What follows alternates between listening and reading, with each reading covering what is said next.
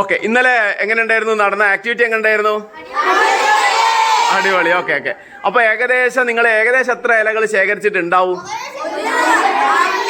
Medicinal plant ആണ് അല്ലേ? അതിന്റെ ആരെങ്കിലും ശാസ്ത്രീയ നാമം ശേഖരിച്ചോ? എന്താണ്? ഒന്ന് വായിച്ചോ. ഒരാൾ വായിച്ചോ.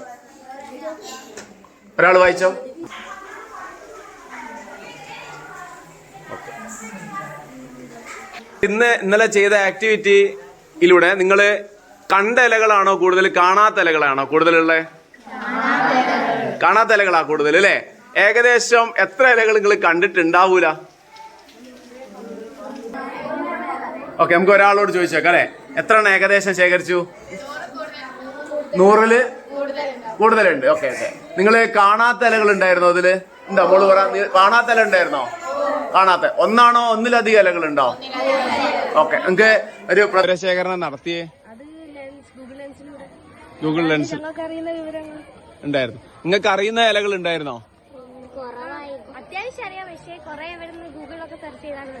മനസ്സിലാക്കി. ഓക്കെ, അതിൽ ഏതൊക്കെ ഔഷധ ഗുണമുള്ള ഇല ഉണ്ടായിരുന്നോ? ആര്യവേപ്പ് ഉണ്ടായിരുന്നു. ഓക്കെ. അറിയുന്ന ഇലകളായിരുന്നോ കൂടുതൽ, അറിയാത്തതായിരുന്നോ?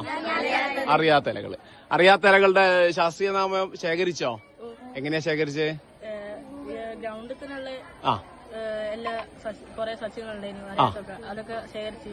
എങ്ങനെയാ എന്റെ വിവരശേഖരണം നടത്തിയേ? ഗൂഗിളിനോടും പിന്നെ അധ്യാപകരോടൊക്കെ ചോദിച്ചു. ഓക്കെ, ഏകദേശം എത്ര ഇലകൾ ഒരു ക്ലാസ്സുകാര്? 100-ന്റെ മേലുണ്ട്. അപ്പൊ പാലോറ ഗ്രൗണ്ടിൽ മാത്രമാണോ നിങ്ങൾ പരിശോധിച്ചത്?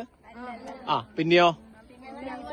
അതും നമ്മള് നിങ്ങളെ വീടിന്റെ പരിസരത്തിലും ശ്രദ്ധിച്ചിട്ടുണ്ടായിരുന്നു അല്ലെ? ഇതിന് ശേഷം ഇത്രയും വൈവിധ്യമായിട്ടുള്ള ഇലകൾ ഉണ്ടെന്ന് നിങ്ങൾ വീടിന്റെ പരിസരത്തിലുണ്ട് എന്നുള്ളത് മനസ്സിലാക്കി അല്ലേ? ഓക്കെ.